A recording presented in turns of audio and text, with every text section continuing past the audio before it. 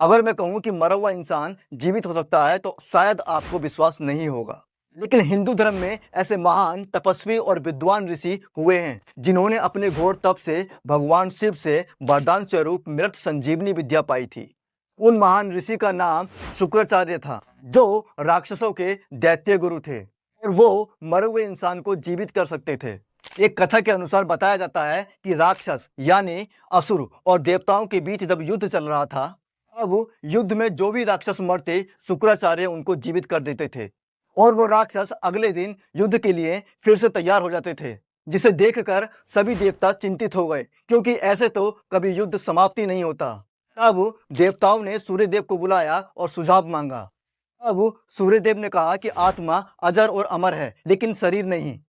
अगर मरने के बाद शरीर को जला दिया जाए तो सभी राक्षस खत्म हो जाएंगे।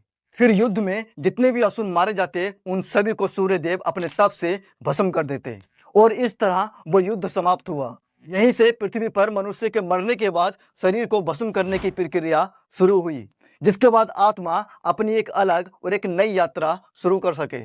और ये सिर्फ एक क्रिया ही नहीं बल्कि संपूर्ण मानव जाति के लिए ज्ञान है।